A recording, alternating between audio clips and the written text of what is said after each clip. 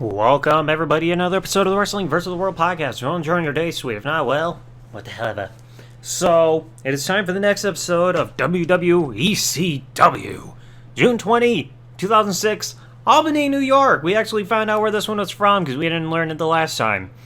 So, the show is opening up and we got Ariel, the vampire chick that will eventually come through with somebody else who temporarily appears on the show, recapping Raw through tarot cards, which I know nothing about.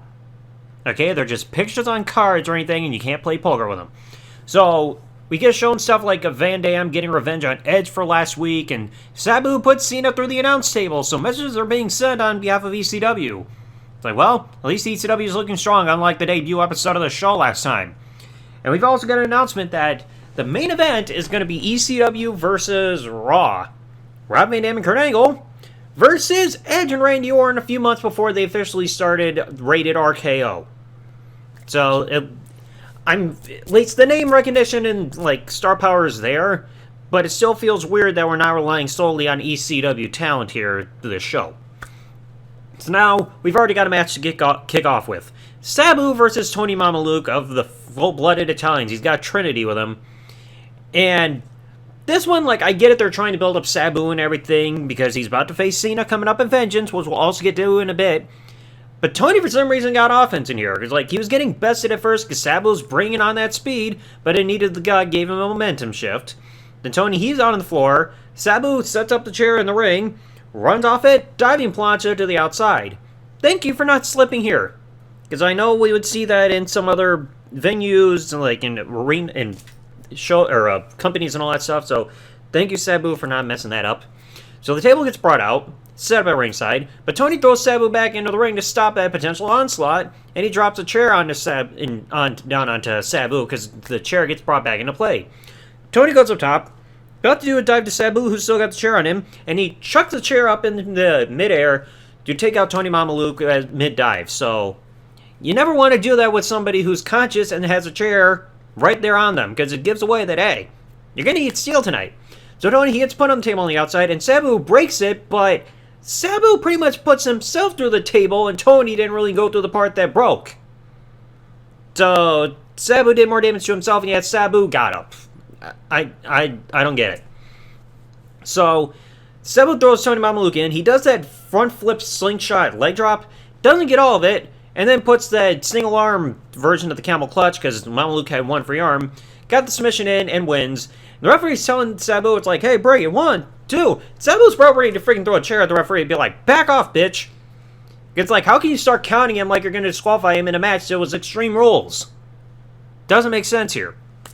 So now, we also get this next part. Kelly's on screen, still just one name here. She reminds us that, hey, I'm an exhibitionist, and last week, I was too excited to remove my bra. Are you sure? You weren't fidgeting, be like, like an anxiety type of nervousness. But she says she'll show us everything that she has tonight. I still want my refund for last week to contribute my money to my blue balls medicine because I was cock-blocked last time. Pay up, Kelly. Now, after this, we also get a backstage promo by the WWE and ECW champion, Rob Van Dam. He's hyping up the tag match later on. He's saying that, oh man, Angle will be here with me, man, but he's so busy tying up people in pretzels. I mean, I'm not going to eat those kind, okay? Even if you're sitting there Indian leg style like you would see CM Punk do later on that almost looks like a pretzel there, not hungry here. And then he reminds us that, hey, don't forget Vengeance, man, facing Edge. Oh yeah, and I gotta get rolling, if you know what I mean. Trust me, Van Dam, I know what you mean. Okay, even if I don't do the blunt or joint. Now, after this, we get the Big Show, who's still out of shape, comes down to the ring. Still feels weird for me to be on this brand, and you get this band in the front row called Brand New Sin that they're showing in attendance because they're the band that produced this remake version of Big Show's theme song with, well, the deep voice and everything. You'd be like, yeah, oh my god, yeah, it's our music, whoa! Have you never heard your own music being played in an arena before? No need to freaking jizz yourself. But then Tommy Dreamer comes out. He talked about the Extreme Battle Royal last week, saying, hey, Big Show, welcome to ECW, man. You want to get to the heart and be extreme, you gotta go through me. So he pie faces Big Show. Big Show gets pissed off and starts just beating the ever-loving hell out of Dreamer. Brings him to the outside and tosses him into the barricade, drives him spine first into the ring post. That would land Dreamer on the apron. He rolls back into the ring. Big Show gets back in there. And I do like this move that he did, where you put the opponent in the Cobra Clutch, drop him into a backbreaker, then slam him down into the ground while still keeping that submission hold in. That was actually a really good move for Big Show. Then before Big Show walks away, he picks up Dreamer, tosses him aside like ragdolling him, and lets go of the Cobra Clutch. And Dreamer, he's smiling, he's like, yeah, I like that. I want more. Are you sure? You just got your ass kicked. Then we also get this hype-up video reminder that, hey, 2 weeks ago, Angle made Orton tap. We know what happened in One Night Stand, okay? And then we get a creepy shot on the outside of Kevin Thorne, a.k.a. Mordecai, shown outside being like, hiss, outside of the arena. I mean, I know vampires like the night and everything like that, but what good are you doing just staring up at the sun being reminded that ECW's happening in this venue? Now, we get to this part. Did you get your fill from last week's special guest nonsense with the ECW Zombie? Well, there's more because now we got Macho Libre. We know this was a parody of Nacho Libre because it had just released in theaters just a few days prior in the US.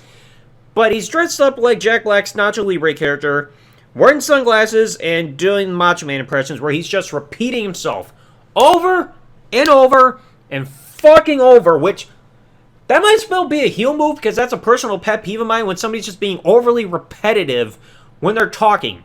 It's like, I get it. You don't have to say the same thing back to back to back to back to back to back, okay? That's the shit my brother used to do as a kid, and that annoyed me, and it still annoys me to this day. So he comes out there, he's doing a Spanglish version. Sometimes he's speaking Spanish, sometimes he's speaking English. Oh yeah, and he says, I'm living La Vida Loca. So he's part Ricky Martin. Before the coming out, of course. He's looking for a fight. Out comes Sandman here at the end of the nonsense. And he is not drinking beer during his entrance for once. But he's saving that. So, I knew something wasn't right, and it's like, I might have, like, I'm watching this, I'm cringing, and I'm just like, this is so bad, I may have to drink on Sandman's behalf. But Sandman, just like he did the Zombie, swung the Singapore cane, rapidly beats friggin' Macho Libre with the cane, drinks the beer inside the ring, so he's drinking during the match. I mean, I think that's the first time we've seen anybody do that since maybe Steve Austin in Survivor Series 2000 when he faced Triple H. Something like that. White Russian leg sweep, and another bad gimmick gets taken out behind the woodshed. Thank you! And Sandman, he doesn't hesitate to just get out of the ring, start walking out of the entrance area, and I don't blame him, because this was bad. Now, backstage, Heyman is talking to a referee, who had a look on his face like he just got a check that recently bounced. Then he's informed that John Cena's in the parking lot. Why doesn't... Like, he's probably chucking JBL's nuts, or maybe we're off by a few years. So after the break, you got another segment, just like last week, where a group of the ECW Rebels, oh my, too many to list, but they're all backstage talking to Heyman, and he's giving the pep talk like we saw before, and then they stop because here comes Cena with the black eye, right there, just coming in the backstage. And it's like, why didn't he just make a surprise entrance like he did the last time? He had no problem before just appearing through the ring, or the crowd just be like, here I come, do-do-do-do. So he comes up to everybody, addresses them all, everyone by name, but he refers to Heyman as scumbag. I mean, potato, potato. So he has an offer for Heyman involving his match with Sabu at Vengeance. Originally, it was an Extreme Rules match, but now he wants to make it an Extreme Lumberjack match, saying, bring all your ECW guys, and Sabu's like, deal. And I found it odd during this, that Heyman was able to hold Sabu back with one arm, but in the original ECW, he was so vicious and out of control that he had to seriously restrain him like Hannibal Lecter. So, what happened to Sabu to the point where Heyman could easily hold him back with one arm despite not having any real much of physical strength? You know? So now we get Kelly's expose for the audience, and this time she succeeds in her strip dance and unhooks her bra from the front this time. Good move! And then out comes Mike Knox with the towel to cockblock everybody. Some people are probably leaving that arena afterwards very frustrated going forward because now they can't jizz in public. Sucks to be you guys. Now, before we get to the main event, we get a promo video airing. This is a test. This is a test. So we're hyping up that test. It's coming back for the first time in a couple of years. And all of the footage was from him in the Ruthless Aggression era, short hair, being a heel, attacking people. And I look at that and I'm like, you guys do know you also had a ton of footage of him with long hair?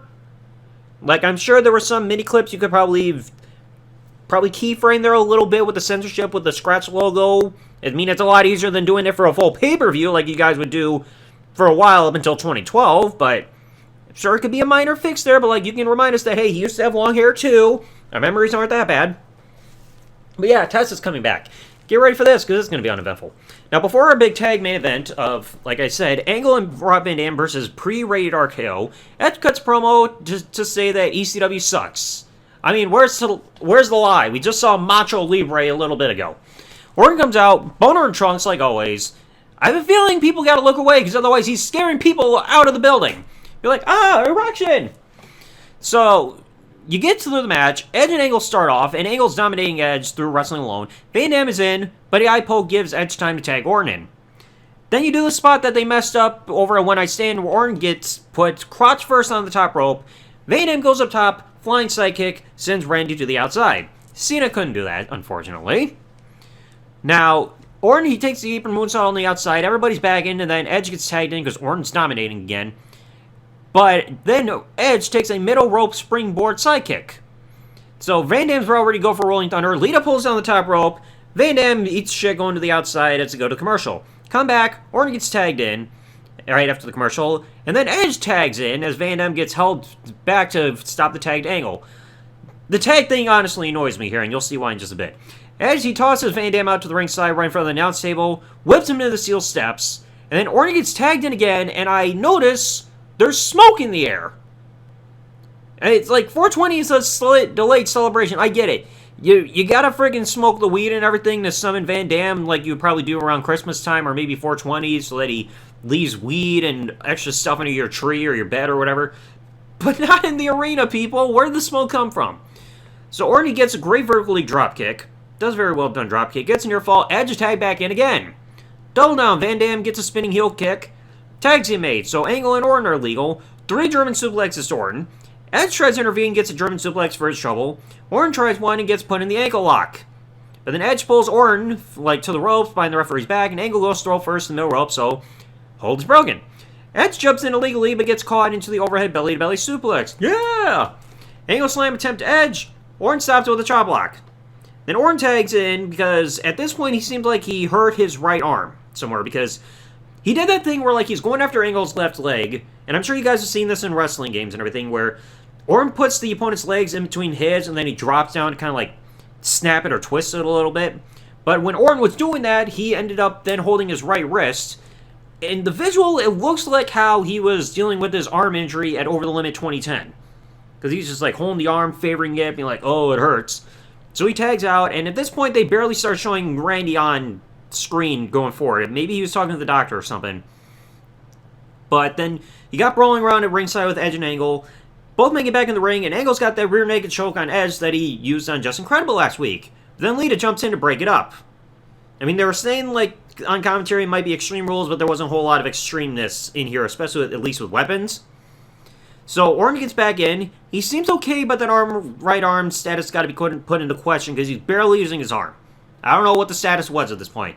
Take back to Edge as Orton temporarily gets put in the ankle lock. So I've lost count of how many freaking tags we've seen during this match. It's like tag, tag, tag, you're it. No, you're it. No, you're it. We get it. You don't have to tag after every 1 to 2 fucking moves. So German suplex gets done Edge. Van Dam gets a hot tag. And you see a slingshot plancha to Orton on the outside. Which Orton had a hard time grabbing with just one good arm, but it happened. Then Orton, Van Dam's going around towards the announce table. He's got a steel chair.